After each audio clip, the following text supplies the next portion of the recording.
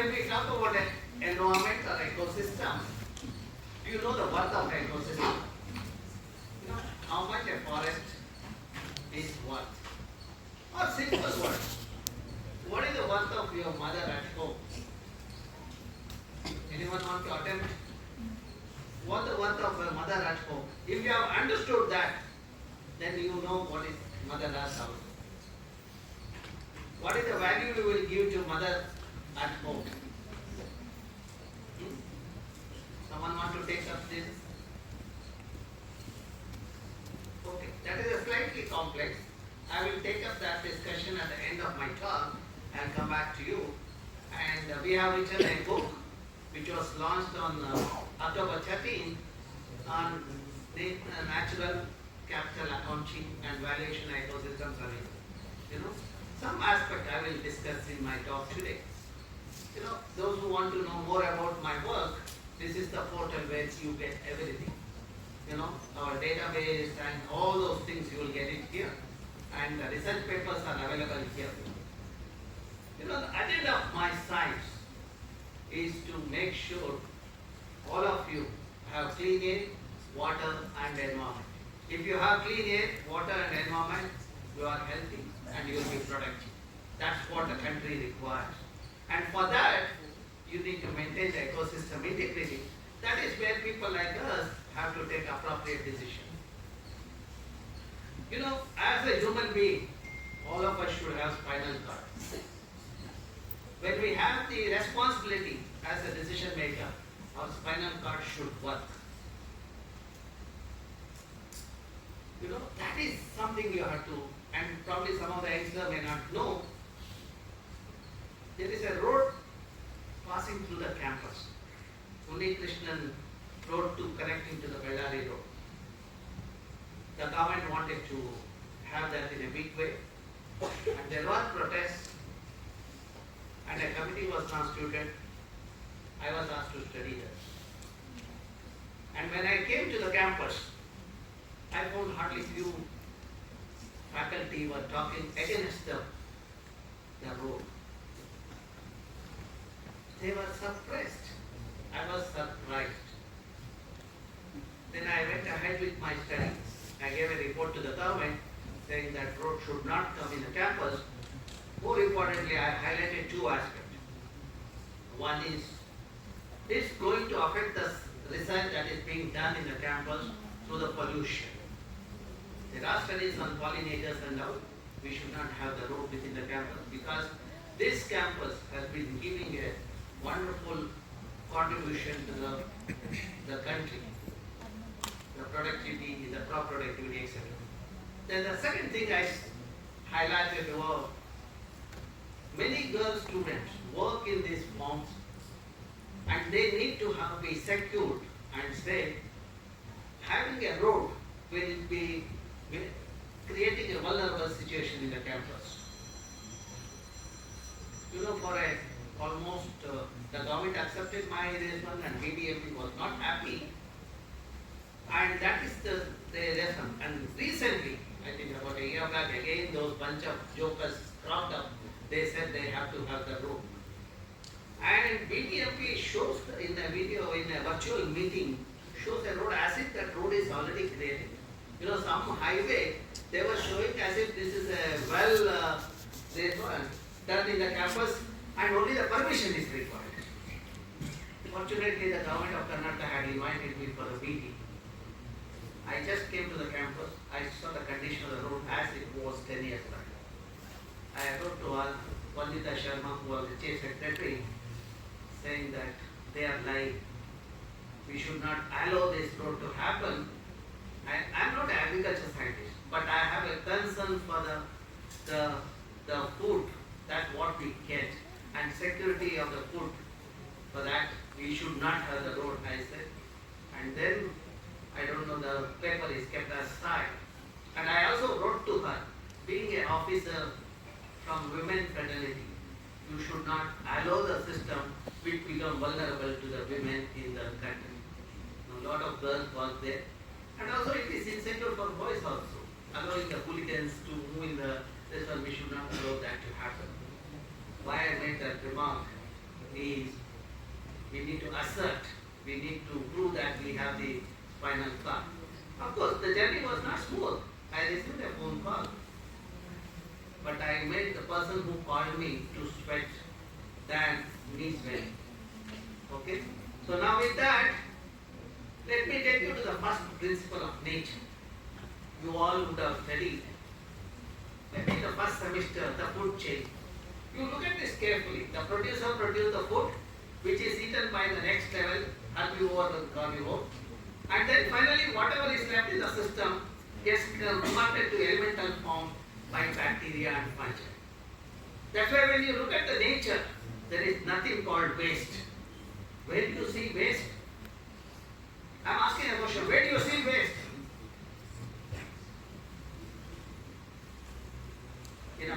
Where do you see waste? You will see waste where waste people are there. Who are these waste people? Bunch of fellows who have fallen in love with the synthetic materials which are not assimilated by Mother Nature. Okay? Now, let me show you some of those waste fellows. Okay? They go to the hotel to bring food to the children, but they don't carry the carrier, steel carrier. They get it packed from the polythene bag. They send their children to the school with the food in a polythene bag and in the water in the plastic bottle. And they get the food. This is supposed to be a very bad quality plastic, and that is used for carrying the food. If you want to be healthy, any dietitian will tell you, you should eat the food which has a short shell. That means you should never eat the food which is packed and preserved for a long time. Now, people like us will use this kind of containers. I was so happy to see that. Last year I went for one of the Environment Day program. The air was full of plastic bottles. All chota plastic bottles were on the air. You can imagine how the situation was when I was at the air. Okay? Now, you understood who are those waste fellows? Now, how that? Look at this. It is getting into the animal digestive system. And even our Prime Minister has to get it to clean the streets. The tragedy of our country. Instead of governing the country, he has to come on the road to clean the streets. Okay? I'm quite happy. I come to the canteen in GKVK once in a while when we travel in this road. I was quite happy to see there are no plastic in the canteen. And the food also was reasonably good. Okay? Now, why am I against plastic? Look at the kind of chemicals that it has. See, you should use plastic where it is inevitable. But you can also you should not use it where it is not required. See, when you use it in food, I analyze the constituents of the food. When people get sambar and idli in the polythene bag, my job as a researcher is to look at what it consists of. In addition to the food item, those food items have dioxin. Dioxin is a chemical which is a carcinogen, which introduces cancer. My guess is when you consume water or the food in this polythene bag, probably when you cross 1,000 or 2,000, you can book a slot in cancer hospital. Okay? Today, Bangalore is number one as far as cancer is concerned. That is because of these irresponsible fellows on the earth who are continuously using the polythene bags and the single-use plastic and creating a mess in our system. Look at the Karnataka. It's the number 5 as far as the plastic consumption is concerned. And more importantly, because of that, you see the plastic waste everywhere. Go to the ocean and you see the children have become vulnerable. The children want a place to play. Now, being the urbanized the land, you do not have the land to play. So what do the children do? They go to this kind of vacant areas where they see that everything is plastic. So, and even the birds have started getting adapted to a situation. They started doing the nesting with the plastic. Okay? So now, let me move to the next topic, the climate change. You know, warming of the earth is happening. Why the warming of the earth is happening? Because we are emitting more and more greenhouse gases. The species of carbon is one example of greenhouse gas, and that concentration is increasing in the atmosphere, and that's where, you know, when the concentration increases in the atmosphere, they form a thick layer that doesn't allow the sunlight to escape. In the absence of that, you know, the earth becomes warmer and warmer.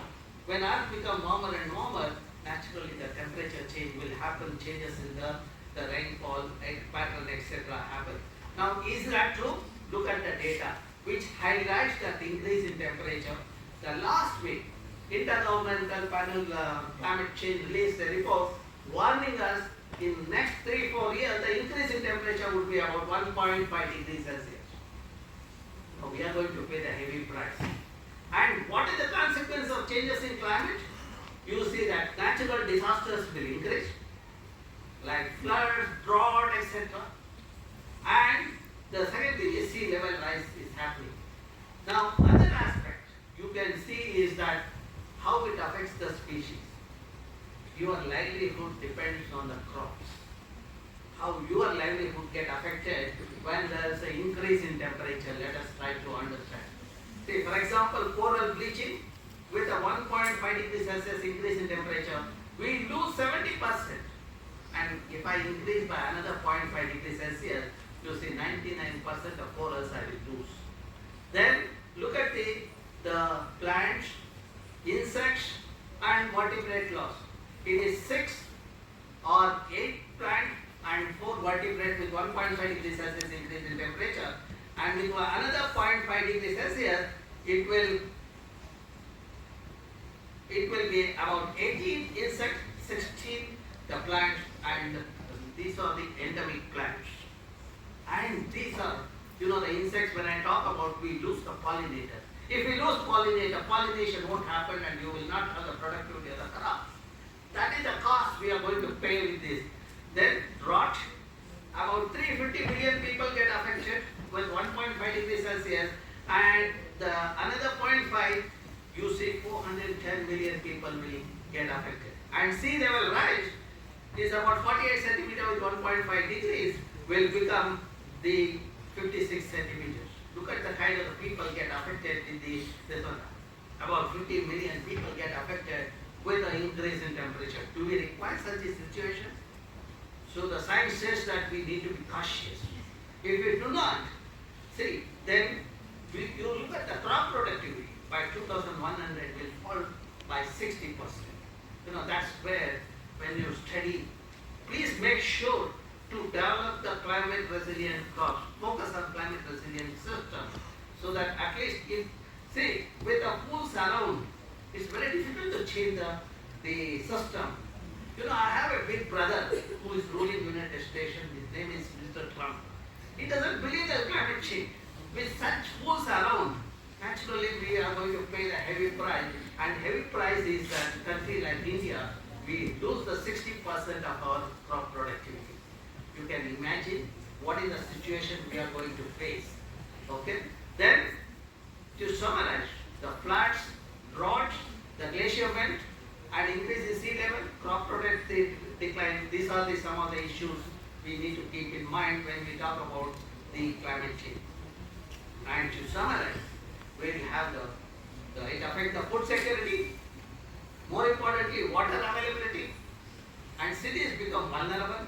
You can see how Bangalore is facing the crisis in the last 1 decade. And the coastlines have become vulnerable with the sea level rise, and more importantly, public health, with more and more vector-borne diseases. Now COVID has come back.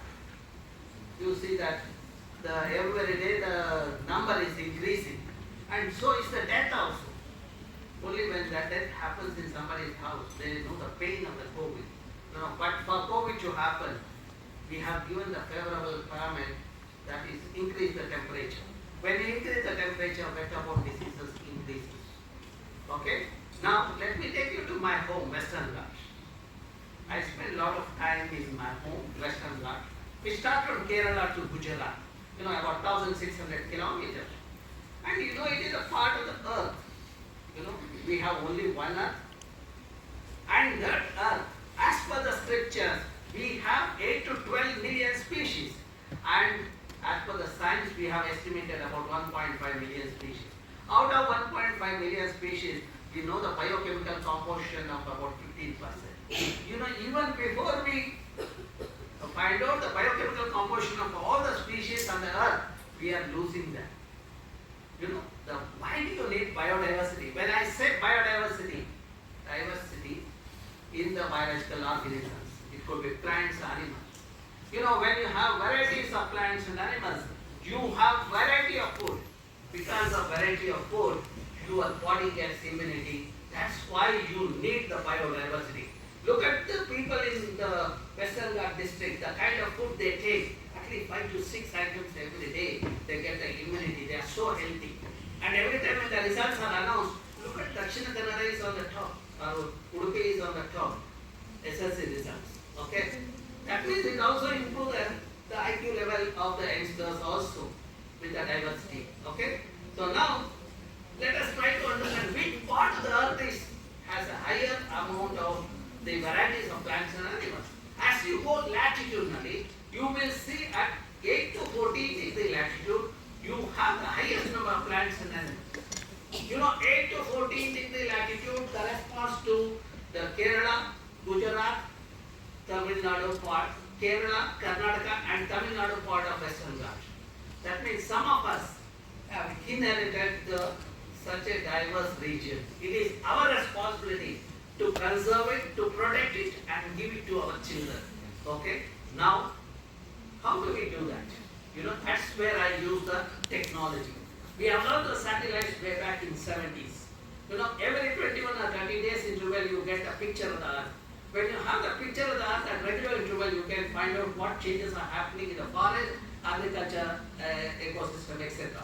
Now, to analyze this, earlier to analyze the land cover or land use of one district, it used to take about 6 to 8 months. Today, with artificial intelligence and machine learning, my student has done the entire Western Ghats in 6 months. That way, the technology is improved and you are empowered to do the quality research. When we did that study, you see that how the vegetation is changing in the Western Ghat from 85 to 2018, you see that green is reducing. That means we are losing the forest. And not only the forests are declining, forests are also getting fragmented. If the forests are continuous, the animal movement is better and there won't be human-animal conflict. But we are fragmenting the forest. Somebody goes and encroaches a patch of forest, and if nobody notices that 5 acres will become 500 acres in a year's time. Rajshekar works in Uttara Kannada and he knows this problem. Today morning also we were talking about it. So now, if this trend continues, what is likely to happen we looked at in 2031. That is how you can do the modeling. And the consequence of that change, we looked at in terms of climatic parameters. The temperature will increase. For example, Kerala will become warmer by 1.5 degrees Celsius. That's where every time when there are vector-borne diseases like chikungunya, dengue, etc., you will see the first reports come from Kerala. So is the case of COVID also. Then rainfall pattern will change. The rain which is supposed to be spread across the 4 to 6 months, instead of that 4 to 6 months, you will have the rain at the short duration. We call that as a high intensity rainfall. When there is a high intensity rainfall, you will have landslides and mudslides.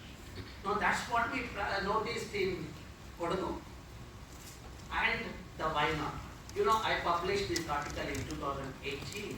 I had written a paragraph saying that the regions which are likely to be vulnerable with the changes in climate, I had mentioned about the Kodagu. The government completely ignored our research, and the cost is that when the high intensity rainfall happened in Kodagu in 2019, a lot of people were killed. So it happened in Wayanad. Last year, Wayanad, the high intensity rainfall wiped out the entire community of 150 families. That's the tragedy of the region. Okay? That's where you need to identify the region, which are ecologically fragile. So how do you do that? You know, before that, let us try to understand why do we need this forest? Why do we need this wetlands, etc. Let us find out what is the worth of the forest. You know, you can find out through the provisioning services, that is by the kind of the tangible benefit you get from the forest, you get fuel, timber, etc. And regulating services like oxygen production, climate moderation, etc. Then cultural services, you know, people like us doing science there, and people visit the place for the spiritual. You know, when you assign the economic value to that, you will know the worth of the forest. So, for example, look at the carbon service. You all know the vegetation during photosynthesis takes carbon from the atmosphere, converts that into the oxygen, and it stores the glucose in the plant pot, you know, carbohydrate in the plant pot. You know how much carbon is stored in the plants when you look at it. We did a quantification in the plants, above ground biomass, below ground biomass, and side carbon. You know, it amounts to about 1.23 million gigagram of carbon is stored in the forests of Western Ghats. And every year, you know, every day the plants are breathing. So you also are breathing. You know, you breathe out carbon dioxide. That carbon dioxide is taken by the plants. You know, that is how the nature maintains the balance. And now when you look at every year, about 37,000 gigagram of carbon gets assimilated by the plants in the Western Ghats. And it amounts to about 100 billion rupees or $1.4 billion. You might ask, what is the use of this science? You know, when I represent my country in the international meeting, I tell the people in the West, the carbon that is stored in my forest are the carbon emitted by them, because my country was not industrialized at that time. These are all 100 plus years old forests. And water survey is provided by the forest, because we have only one earth. Your carbon, we have removed it, we maintain the balance in the rate. And for the service what my forests are providing, you need to pay 100 billion rupees.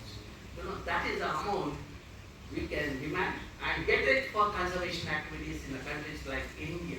So that's how, you know, the youngster doing the science will help. Okay? Now, let me take you to the next part of my talk. As an agriculturist, without water you cannot lead a life. You know, if there is no water, then you have a problem. So Professor Shivram talked about nakshatras, you know, Revati and all these nakshatras he talked about. You know, the farmers are the good. They can predict what is likely to happen tomorrow. You know, when I was young of your age, because of the age, I had a slight arrogance also. I was not believing anybody makes a statement without the data. When I was working in Western Ghats in Uttara Kannada district, one of the farmers said that on June 5th it's going to rain at 12 o'clock. Anybody would have accepted that, but my brain didn't agree for that. And to test that, I went to that village on June 5th and sat with the farmer. Believe it or not, on that day at 12 o'clock it started raining. I just saluted him, and that incident changed my career. You know, after that, I never started questioning the people with the indigenous knowledge. I started respecting them. Today in my science, their contribution is also there. Now, let me take you to the region where the water was there when I was of your age, and today when I visit that, I don't have the water. The same month, same day, during the monsoon, I don't have the water. This is in Sharavati River Basin. Now, what is the causal factor? We did a science of that. You know, the dam was constructed way back in 65. You know, because of the time there was a change in land use. You know, this region where there were forests, people converted that forest into agricultural land. Now, are the barren area today. Now, one region looks like this, other part looks like this. Now, this portion has a dense forest, while this side doesn't have the forest. Now, when you look at the rainfall in the region, you know, today we have 125 years of rainfall data in the country. You just download that data, divide it into two time periods, 1901 to 1964, 1964 to today. You will see that 1901 to 1964, the entire region was receiving the rainfall But today, 1965 to today, when you look at this portion continues to receive 3,000 to 4,500, while this region started getting rainfall of 1,700 to 1,900 millimeter, and there's an increase in aridity as Professor talked about it in the inaugural speech. This is the human created aridity because of the pure mismanagement of the ecosystem. Now, we did a hydrological investigation to find out how long the water will be there in the water bodies. You might get 3,000 millimeter rainfall or you might get 1,000 millimeter rainfall, but how long that water is available in your well or in the lake, that decides your fate. For that, we did the hydrological investigation. We put the sensors in the underlying layer. See, we put the sensors in the underlying layer to find out when it rains, how much water gets infiltrated. ನೀರು ಹಿಂಗದು ಒಂದು important ಇದು. ಎಷ್ಟು ನೀರು ಹಿಂಗುತ್ತೆ ಅನ್ನೋದನ್ನು ನಾವು ಅಭ್ಯಾಸ ಮಾಡ್ತೀವಿ. ಮಳೆ ಬಂದಾಗ ಯಾವ್ಯಾವ ಪ್ರದೇಶದಲ್ಲಿ ನಾವು ಮಾಡಿದ್ವಿ ಅಂದರೆ ಜಲನಯನ ಪ್ರದೇಶ, ಒಂದರಲ್ಲಿ ಸ್ಥಳೀಯ ಪ್ರಭೇದ ಕಾಡುಗಳಿರುವ ಪ್ರದೇಶ, ಇನ್ನೊಂದು ನಡುತೋಪಾಗಿರುವ ಪ್ರದೇಶ, ಮೂರನೇದು ತೋಟಗಳಿರುವ ಪ್ರದೇಶ, ನಾಲ್ಕನೇದು ಅರ್ಬನೈಸ್ ಆಗಿರೋ ಪ್ರದೇಶ. ಈ ರೀತಿ ವಿಧ ವಿಧವಾದ ಜಲನಯನ ಪ್ರದೇಶ ನಾವು ಸೆಲೆಕ್ಟ್ ಮಾಡ್ಕೊಂಡು 36 ತಿಂಗಳು ಅಭ್ಯಾಸ ಮಾಡಿದ್ವಿ. Why 36 months? To account for seasonal variability and year-to-year variability. Our study shows when the catchment is dominated by native species forest, because of diversity of plants, the roots are diverse. Because roots are diverse, the soil organisms are diverse and abundant. You can do the study as an agricultural scientist, find out that the soil microorganisms in this region. You will be surprised to see they are diverse and abundant. Because of that, soil becomes porous or permeable. And when the soil becomes porous or permeable, it allows the water to percolate and it fills this zone, which is a groundwater zone, then it fills the water zone. That means during the monsoon, when it rains, 60 to 65% of the rainfall gets infiltrated in the underlying layer.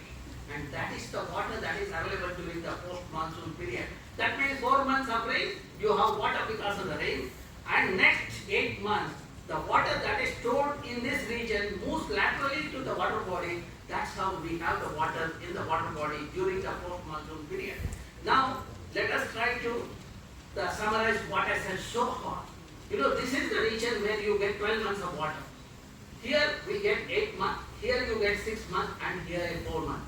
Just overlay the vegetation cover. Wherever forests of native species are there, you see 12 months of water. Wherever forests are fragmented, you have 8 to 6 months of water. Wherever forest is less than 30%, you have only water during the 4 months, during the monsoon. Now, how much water gets infiltrated? See, wherever forests are there, about 60 to 70% of the rainfall gets infiltrated. And that is the water available during the post-monsoon.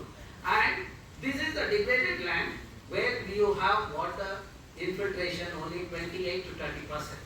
Now, let us look at the demand of the society. People require water for agriculture, horticulture, then for drinking and for fish. You see that wherever forests are there, demand for water is higher and it meets the demand.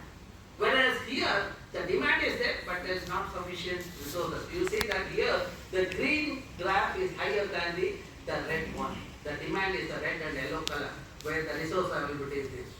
Now, you might ask, what is the use of this to the farmers? Let us look at the livelihood of the farmers. Farmers in this region, because the water is available 12 months, they can grow multiple crops and they grow the cash crop. When they grow multiple crop or a cash crop, 1 hectare per year, the earning is 1,54,000. Whereas in this region, farmers, they grow only one crop because the water is available for 4 to 6 months, and because of that, their earning is 32,000 rupees per hectare per year. Now, another interesting thing we noticed is, for example, paddy, if you take the yield of paddy. Yield of paddy here is about 14 to 18 quintal per acre. Whereas in this place, it is 6 to 8 quintal per acre. Then we looked at what would be the causal factor. That is because of the pollinators.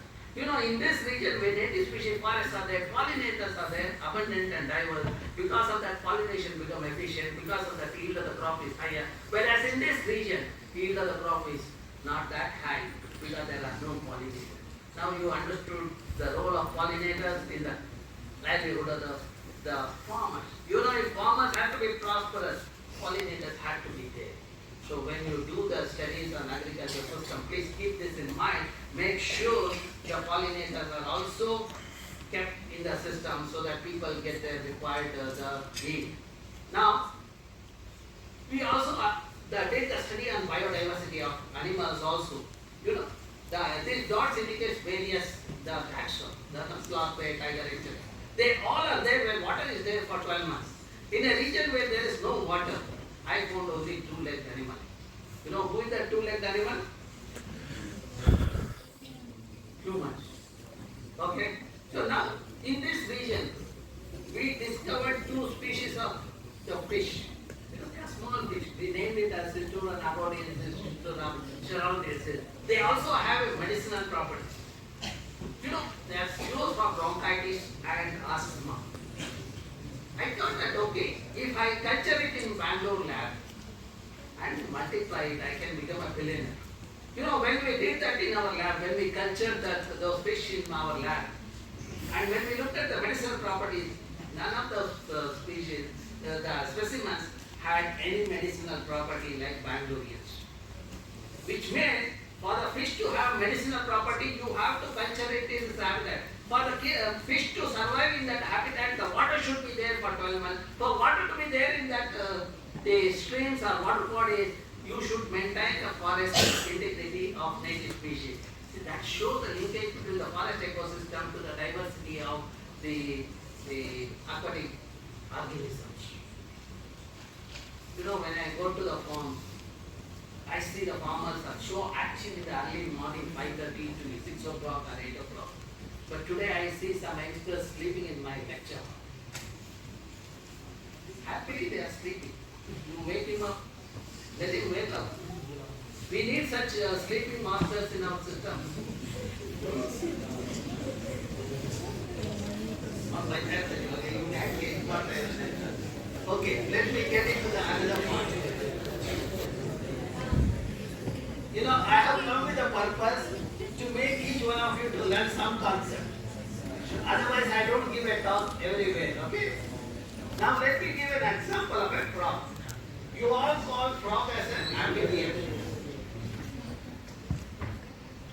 ಏನಪ್ಪ ಗೌತಿದ್ಯಾ ನೀನು ಮುಂದೆ ಗೌತಿದ್ಯೇನಾದ್ರು We call frogs as amphibians. You know why? Because it has two stages in its life cycle. First stage is the juvenile stage or a tadpole stage, which is in the water. Next stage is the other stage is in the land. Now, with the warming of the earth, with the changes in climate, there won't be water on the earth. No humans can survive. But let us see whether frogs will survive. You know, in a drier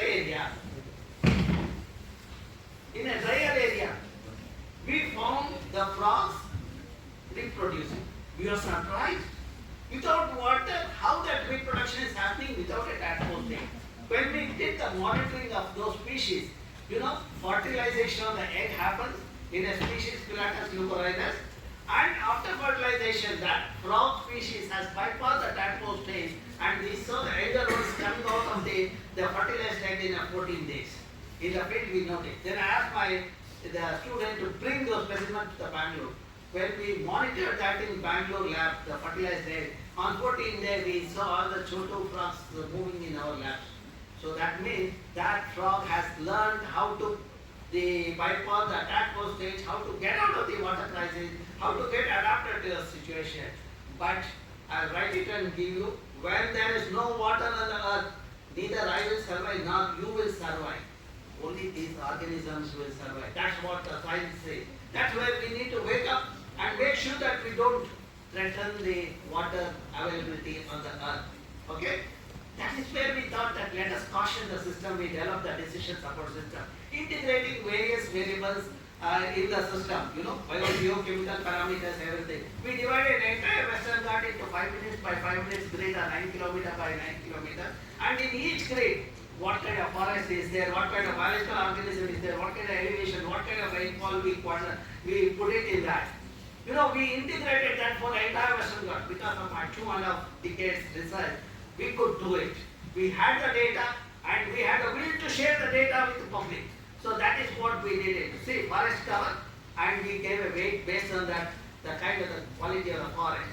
Similarly, the intact forest. Okay? Then, with that integration, we could, and this gives the carbon. And also you look at the plants and animals in Western Ghats. You see the tree endemism is higher in Kerala than Karnataka. And if you look at the animal endemism, Karnataka is on the top. Endemism means that those species occur only in that region. You don't get it anywhere else. The plants which grow in Kerala, you cannot have it in the Maharashtra, Gujarat or Rajasthan. So that means they are endemic to that region. So that's how Karnataka has a higher endemic the animals, followed by Kerala. Okay. Now based on this, we got a consolidated picture. We group those things into ecologically sensitive region. Red one are ESR1, dark green is ESR2, the light green is ESR3, and blue is ESR4. Now you can find out what is the ecologically sensitiveness of your village in the Western Ghats by this app. You know, we have developed this app. It is called Psychiatry, available in Google Play Store. You can download and you can visualize. If you are from Western Ghats, you can find out whether your village is ecologically sensitive. You know, that's what we did here. So then we have the village level. You have shared the net connectivity. Yes. Okay. So now when you access this, okay, you will see that I'm giving a live demo of that. Okay. So let me see whether the net is not working. Anyway, I will come back to that later. Okay. So now our elders have learned. You know what I am talking about, ecologically sensitive region, because they give the water, they have the rich biodiversity, etc. They were preserving this patch of forest in the name of sacred forest, or Devarakadu, or Tavu in Kerala, like that. You know, because they knew that if the forest is there in the vicinity, the wells will have the water.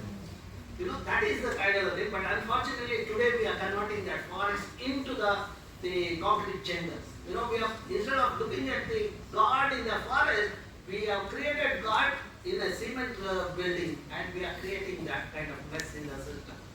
You know, to summarize what I said so far, if you want water on the earth, when the Mother Earth is covered with the green saree of native species, she retains the water for 12 months, so you will have prosperity at home.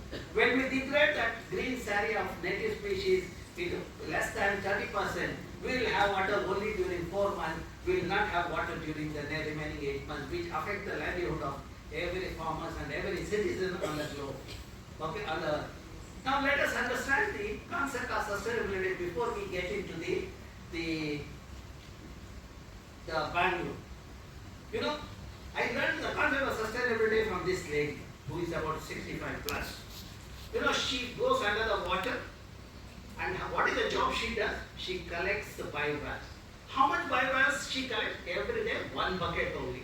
When I asked her why she doesn't collect more than 1 bucket, she said that when I sell this biomass, what I collected in 1 bucket today, I get 350 rupees, which is sufficient for me to run my family for today. And for tomorrow, I will collect tomorrow, and I will have the resources for tomorrow by collecting it. You know, that is what is the renewability, and that is the basic thing. To learn sustainability, you don't need a glossy report. What you need is you have to interact with this kind of traditional people in these native areas who will learn the sustainability better. As a students of agriculture, my urge to all of you is make it a point to spend at least 3 or 4 days in Western Ghats district. You will learn what is life, how the life is sustained in those regions. You can then, after spending in that region, come to the arid regions like Professor was telling, and see what mess we have created. You know, the Kolas I study, the kind of land degradation is happening. Now the districts like Kola, Tumkur, etc. You know, we are just the next to Rajasthan as far as desertification is concerned. We are eager to make our land more and more arid than keeping it green and keeping the moisture in the system. So we are not doing that. Okay? So now let me move to the next part of my presentation, which is on Bangalore. We faced the water crisis in Bangalore. Why? Because we didn't have water urbanism in our urban planning. What is this urban water urbanism? You know, we changed the landscape, which was porous, into the paved landscape. Porous means the vegetation and water body. We removed the vegetation and water body, we converted into the concrete buildings everywhere. You know, because of lack of percolation led to the severe water crisis. Because 40% of Bangalore depends on the groundwater. Remaining 60% comes from Kaveri. And 40% was not there last year. That's why we faced the water crisis. And above that, the builders overexploited the groundwater, and that's where we face the problem. Now, let us see how the Bangalore, when Kempegowda was there. In 1800, you know, when Kempegowda was there, we had 1,452 water bodies and less than about 82% green cover. At that time, during summer, the temperature in the city, during May month, the summer month was 14 to 16 degrees Celsius. And during December, for few days, we had a temperature of 0 degrees Celsius. Because of that temperature, in Bangalore, at a place called Palace Orchard, we were growing apples in 1800. Today, what we are growing in Bangalore? Waste and waste people with a plastic in their hands. Okay? And today we have 193 lakes and less than 4% green cover. Okay? And because of that temperature in the city, from 14 to 16 degrees Celsius has gone up to 34 to 37 degrees. We don't have Kempegowda now, but we have put his idol in the airport to remember him. But we don't follow the principles of Kempegowda. That is, the core principle is the sustainability, and meet the local demand through the local resources, not get it from elsewhere. Okay? The city which was a garbage city, garden city in 70s, when I was a kid, became a garbage city, and today is a dead city.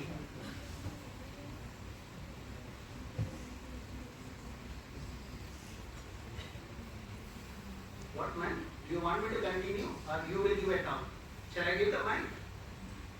The last row, not the last row, the second row from the last.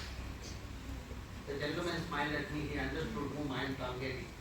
Do you want to give a talk? Can you come here and continue my talk?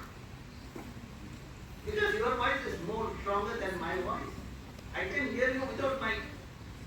You can hear me because of mic. Will you allow me to speak? I am talking to Atma Madhartiyappa. See, when you attend the classes, at least be sincere in the class. You will shine in your career. Okay? Now, coming back to the Bangalore. You know, broadly, the Bangalore has three watersheds because of the undulating terrain. You know, earlier river was passing, stream was passing. Our elders put the bunds at regular intervals. And because of that, the rivers was, the flowing water was converted into the stagnant water bodies. You know, loading ecosystem to the lentic water bodies.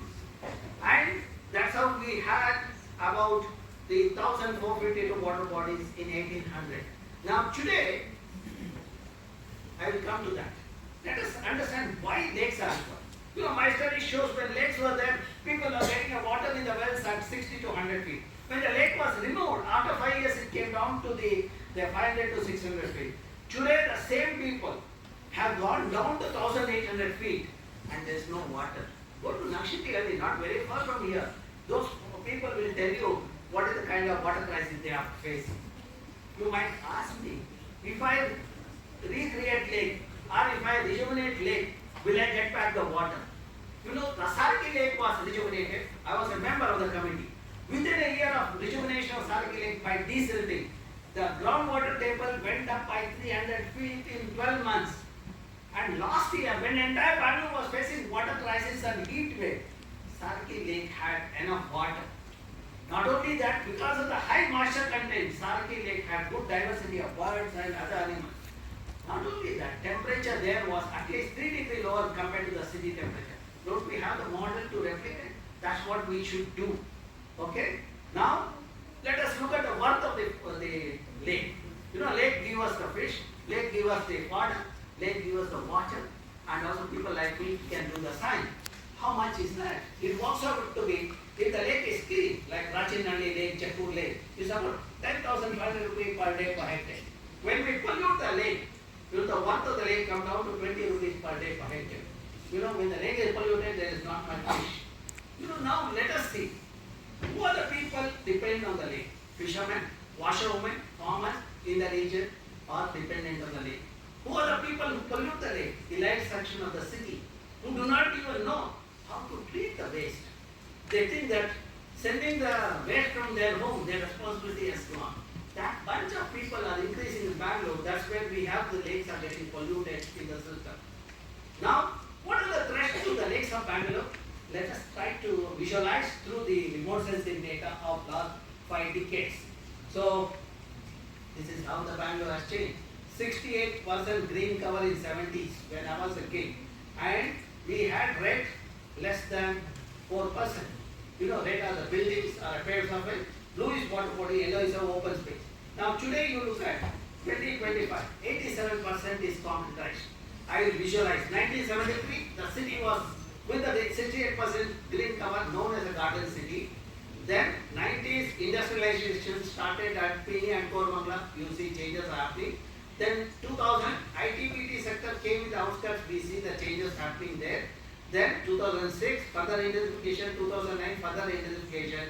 And today, you see the changes that has happened. There has been 1078% increase in concrete area. We have lost 88% vegetation and 79% of the water body. The city has become unlivable. There are people, instances people use oxygen cylinder in the late evening. Some of my colleagues who are in Rajaji Nagar, they use oxygen cylinder. We should not get into that situation. So that's where I have been telling the government, enough is enough. Let us decongest Bangalore. If you follow my writings and my talks in the televisions, etc., you will understand what I have been talking, okay? So now, the city, how it has become red. 8% in 73, today it's about 87%. Okay, now let us try to see how many trees are there in the campus. This is in Bangalore. This is my campus, 400 acres. We did a mapping using the global positioning system or the GPS, linked that with the remote sensing data. We collected a training data or a ground data for a couple of wards in Bangalore. With that knowledge, using remote sensing data for entire Bangalore, we did the estimation of the trees in Bangalore. For the first time, I gave the number for the Bangalore that we have 14,78,000 trees. That means 1.5 million trees are there in Bangalore for a population of 95 lakhs. That means 9.5 million population. This is a stable population. That means for every 7% there is one tree. You might ask, how many trees are required per person? Do you have any number? How many trees are required per person? I know the slide talks about it. See, let me ask a simple question. Is there anyone in my classroom not breathing? I am asking a question. Is there anyone who is not breathing in my classroom? No, everyone is breathing. See, when you breathe, you are giving out a carbon dioxide to an extent of 980 grams per person per day. And people in the first row and myself, not these children, 540 grams per person per day. Because your metabolic activities are higher, you tend to respire more than us. That's where 980 grams per person per day. 1 hectare of vegetation takes away the carbon to an extent of 6 to 9 tons. By that ratio, for every human being, there should be 7 to 8 trees. You might say, oh, this is a new information, we got it for the first time. But this is not new. I looked at the Bible. Bible talks about the nature conservation at least 320 times. Look at Quran. Quran talks of imminent war if you pollute the water body. That's where when you visit Dargah, you have to wash your feet and figure with the clean water before you enter the Dargah. In a good Dargah like Ajmer or Kadapa, you will see a well in the Dargah.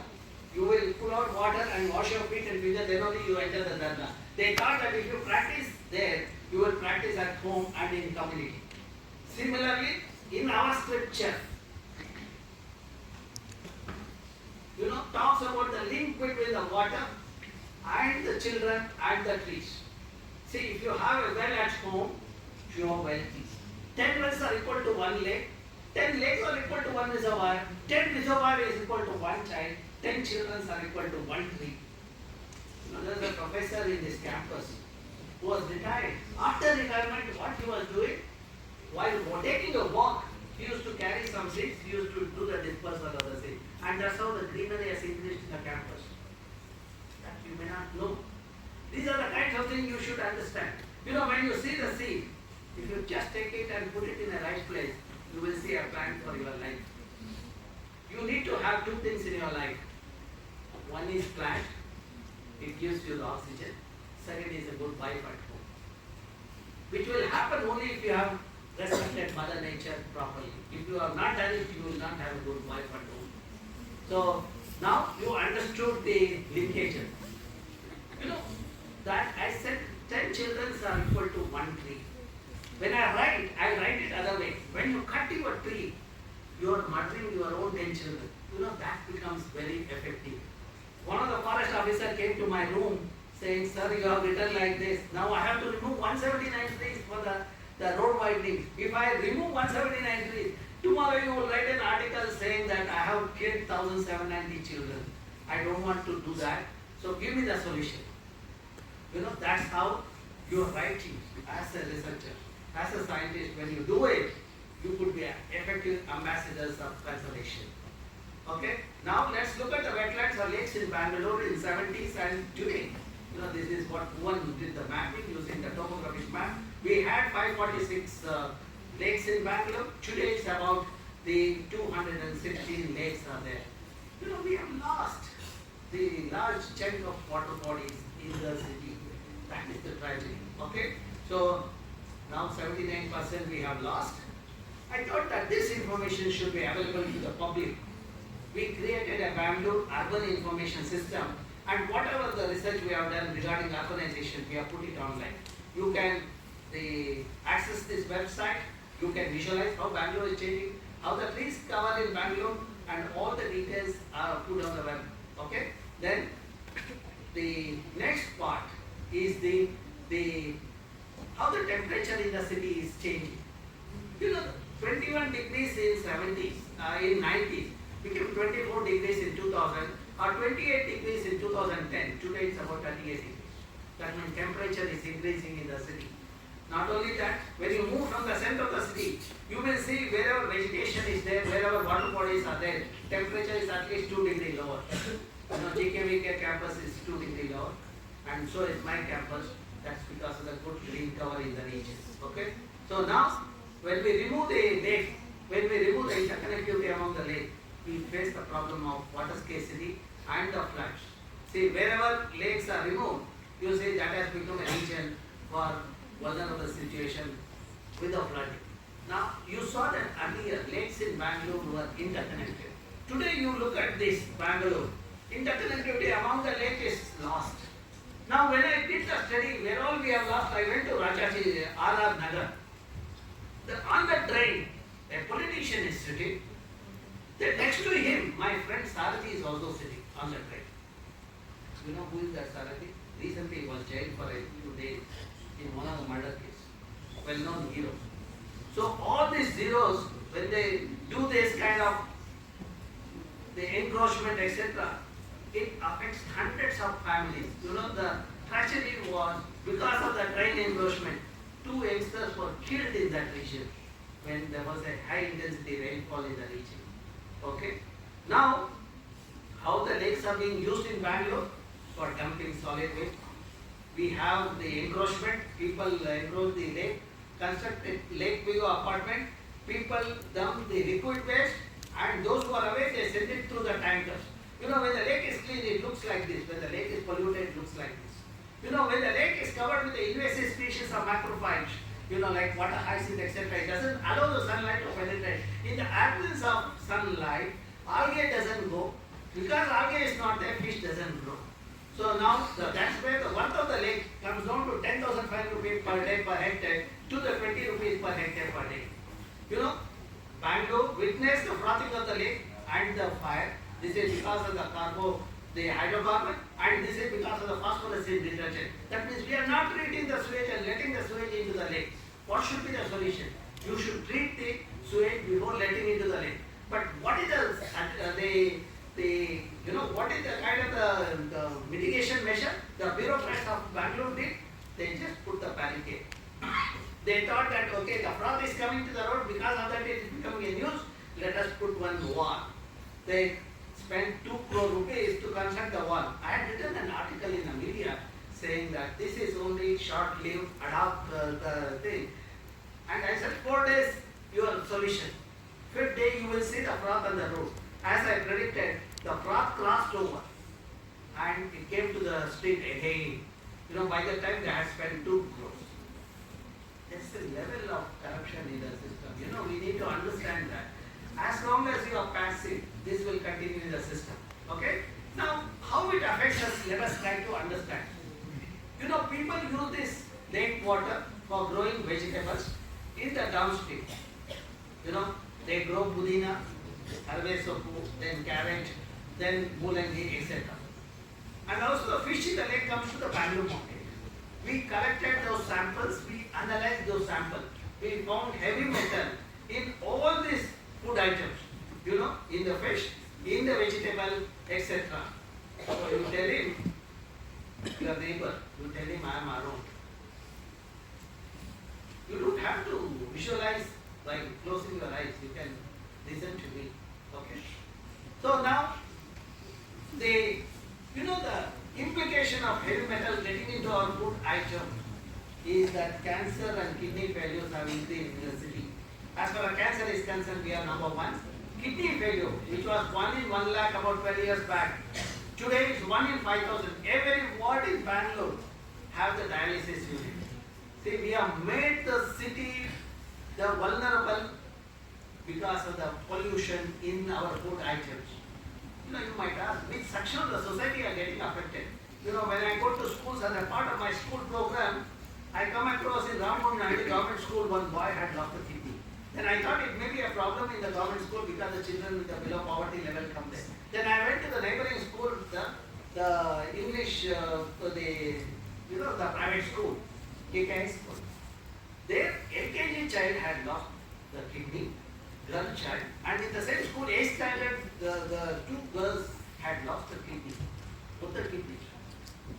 Then the principal wanted me to visit other classes. I said, no, this is enough for me for today. Then after 4 months, when I visited same school with an idea to help those children, when I asked the principal, I want to meet the 8th standard kid who has lost both the kidney. The principal told me that kid is no more. Similarly, the security guard in the school has died because of the kidney failure. Both of them have died because of the kidney failure. The youth are the asset of our nation. We are losing youth because of the pollution. Yesterday, because of our irresponsible action of not controlling the crowd, we lost 11 youngsters in Bangalore. That is a tragedy. Asset of the nation we are losing. That youth we should have had them in the system. So now, this is the kind of the thing that happened in the system. I gave a proposal to rejuvenate the lake.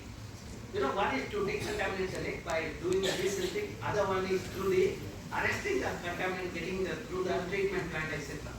How much silt is there in Velandur and Vattur lake? It's about 11 million cubic meters. When I prepared the technical report on that, blueprint of that, some of the people said, oh, this is going to create a traffic problem. But what I did is, I did the quality check of this silt, found out whether there are any heavy metal in the silt. Then, when I ensured that the part of this one didn't have any heavy metal, I gave that silt to the farmers in the Vattur area. Every month I visit that region. After 3 months, when I visited Vattur village, the farmers loaded my vehicle with a bumper crop of these vegetables like the green vegetables, then radish, brinjal, etc. And each farmer told me they got additional revenue of 1.5 lakhs. They grow this vegetable thrice a year. And 400 acres I have given the silt. You can see the worth of the silt. 400 into 1.5 lakh into 3 times a year. That is the worth of the silt. That is converted into value added product by giving it to the farmer, and they stopped using a synthetic fertilizer which was contaminating the water body. Okay? So then I got that all the data what we have done for the Bangalore lake. My group is the only group in the globe monitored all lakes in Bangalore. 2 students, though they are from Kerala, they had affinity to the Bangalore lake. They went around, they collected the data, about water quality, kind of fish that is there, algae and zooplankton. And also we did the quantification of the ecosystem services. I thought that this information should go to the decision making. That's where we develop the decision support system, wherein you can choose the lake, you can visualize what kind of water quality, what kind of fish is there, and what is the worth of the lake. Not only that, I have also put the encroachment details, how much the lake is encroached. My thinking is that if I put that data, the people will not encroach the lake anymore in the city. Okay? So now that's how the science has gone to the decision making. Now I am in the concluding part of my talk. What else I have done, how my science has benefited the society. You know, when we conduct an environmental day, it is not the day celebrated just for the sake of celebration. With the purpose, you know, this kind of work, what has been done for the last 3 decades, if you understand and take it forward, your journey starts in a much effective way, and you become more successful than people of my generation is. That's the agenda plan. Now I will tell you how I have taken the science for the benefit of society. One is the wastewater treatment, the rainwater harvesting, creating the lake, creating the mini forest, and sensitizing the youth. Okay, as a teacher we all do that, sensitizing the youth. So now wastewater treatment, let me take. Chakkur Lake is there, which is not very far from here. You know, 2005 my publication shows Chakkur Lake and surrounding that there are 25 wells are there. Water samples of all these, the wells and lakes showed the presence of nitrate. You know, nitrate is a carcinogen which introduces cancer. Then I pushed the government to rejuvenate the lake. I was a member of the government consultative committee. I was a member of the committee. And government gave to me the money to do the rejuvenation work. But the money is not sufficient for me to have a treatment plan which can remove the nutrient. Nitrate is a nutrient problem. But money is there to have a secondary treatment plan.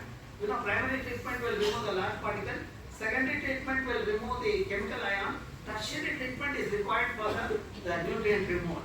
Then what I did is, I used the nature-based solution. You know, I integrated constructed wetland, which is a bed of plant consisting of plants like colocasia, typha, etc., the native plants, the pandanus, etc., and then it passes to the algal part. You know, this integration of the nature-based solution, we monitored for last 10 and 12 years. That report is available online. You can download and see. And there is a nutrient removal of about 80 to 85% happens. And today, surrounding the Chakkur Lake, there are 300 wells are there. You collect a water sample of those wells. None of the wells have nitrate. I have a satisfaction of giving a clean water at least to those 300 well users in Bangalore. That's what the science has done.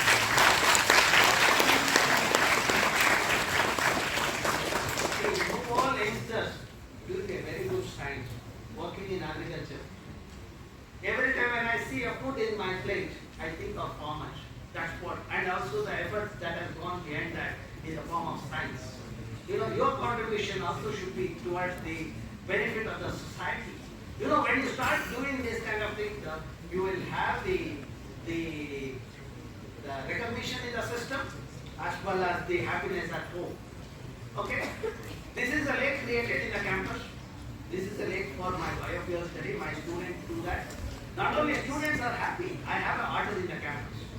You know, I don't feed otter, but when I did a biodiversity study, it had algae, zooplankton and fish. That means when I facilitate the system, nature knows how to create ecosystem. That's how it maintains the balance. Now I give another example of Mudubidre. Mudubidre faced the water crisis in 2014 and 15. When I was traveling in 2016 at Mangalore, this same connector, they talked to me. He invited me to his ashram. When I met him, he said, the Mudubidre faced a severe water crisis this year and last year. Can you solve the problem? I told him that solution is simple. Just do the desilting of 32 lakes in Mudubidre, I said. He said 32 is difficult, he said. Then I said, you do at least 2 lakes. He did 2 lakes desilting. The local people did the remaining 30 as a part of the Shramadhan.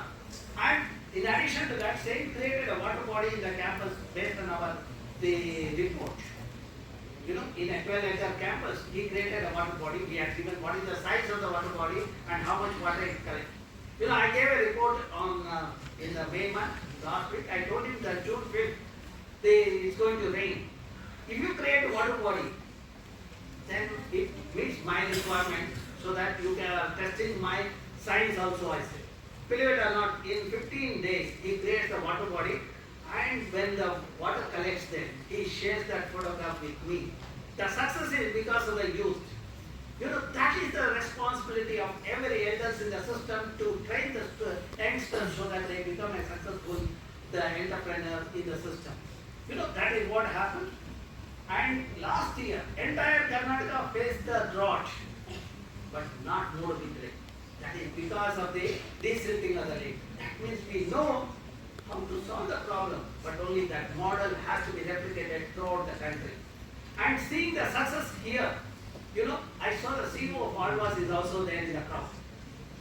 I made sure that he creates a water body in his campus which stores the 25 lakh liters of water and takes up the green planting of native species in the campus. When I visit a campus next year, you see the greenery with abundant water and smile on our face. Let me tell you something very interesting. This CEO, when he met me, he was a bachelor, trying to get married but not happening. Unlike Bangaloreans who select the partner through the Facebook, all the faceless fellows, and next month they file the paper for the divorce. Whereas in this case, the moment he created a lake, within a 6 months he gets a partner. Wonderful partner who take care of the joint family. Those of you who have children at home, you can keep this in mind. Those of you who are getting married, you create a water body and do the planting, you will be very happy.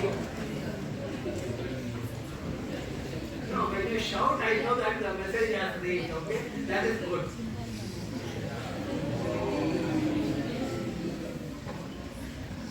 You want me to ask questions now?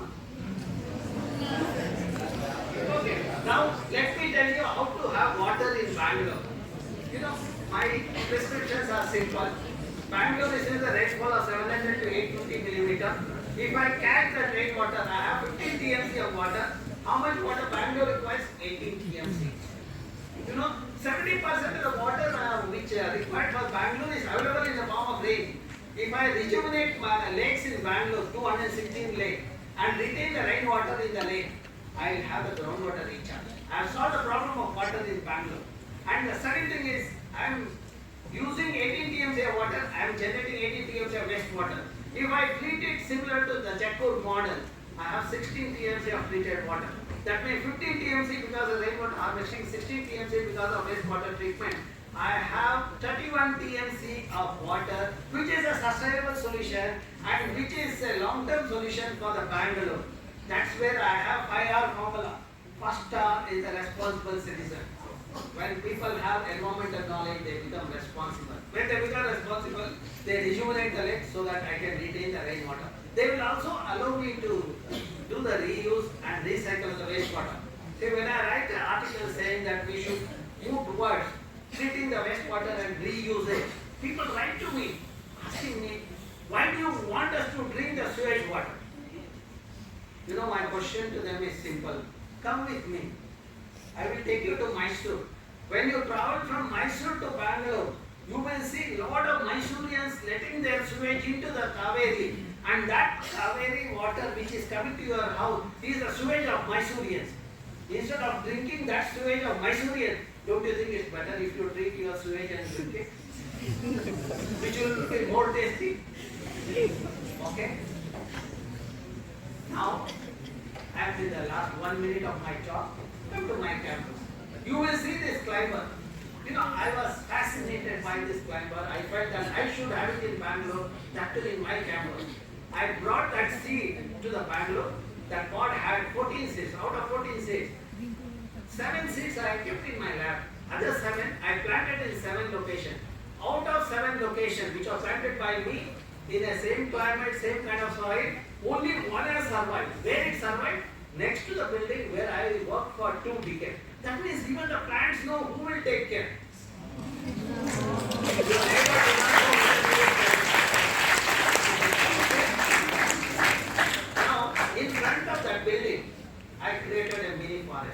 in a 2 hectares area, 49 native species, 500 saplings were planted way back in 90s when I was a student. Today come and see there, you get a feel of the rainforest. When Madam Rinku was a small kid, she was coming to our with the bubbling energy. At that time we had started the journey. Today, she has great, but my forest is mature. We are a rainforest, and look at the kind of diversity of animals I have. I have these kind of knowledge. I have varieties of snakes and birds in the campus. Not only that, temperature in that region is 2 degrees lower. See, compared to Bangalore temperature, our campus is 2 degrees lower. Now within the campus, this region has another 2 degrees lower. I don't have to use air conditioner in my room. And another thing is, groundwater table which was 150 feet earlier, before we started this planting, the region had a Parthenium, groundwater table was 150 feet. Today, in my wells, I have water at 10 to 15 feet in the campus. So you see the linkage between the vegetation in the region to the water. That is what I have been telling the government. Every ward in Bangalore should have the mini forest. Every village in my country should have mini forest of at least 2 to 5 hectares. Then you will never face the aridity in the region. With the retention of the moisture in the system, you will not have the aridity in the system. Okay? Then, next best weapon is capacity building. We have successfully conducted a program called Know Your Ecosystem.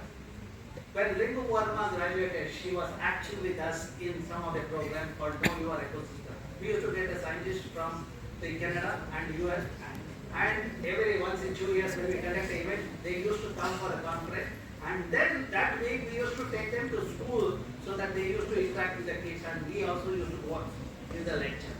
I have traveled many institutions in India and interacted with many rural children across the country.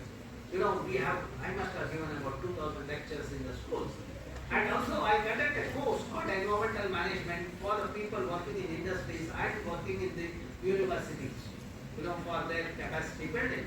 I have conducted for the last 22 sessions. Now the 23rd session, I have announced it, which will start in September and end in December. Okay? And now we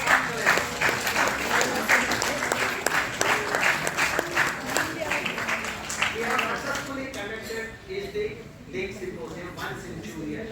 For the last 28 years, we have conducted 14 events. And I think 2004, Rinku was very active when we conducted the event in the Varista. She and her father was with us, and we had a good program there.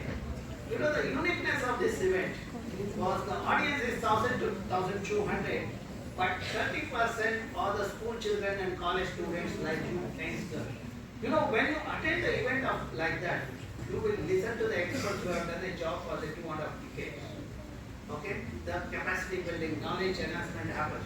And when you do the presentation in this kind of forum, the confidence level goes up. The children who took part in this event have become professors in various institutions like, the IIIT, IISc, IITs, etc. And good example is Rinku Verma here as a faculty. What kind of the experiment the kids have done? The carbon sequestration plant, water quality monitoring, the children are trained, they analyze in the lab, and then the children in rural area, they do the biodiversity mapping of the neighborhood. Okay? If you want more, in YouTube, you can go to my lecture. You give the YouTube cover TVRAMACHANDRA, you will get the lecture. In my webpage, all my publications are available. So 400 of them are there, around 1,200 is the total publication. And you can write to me at this email.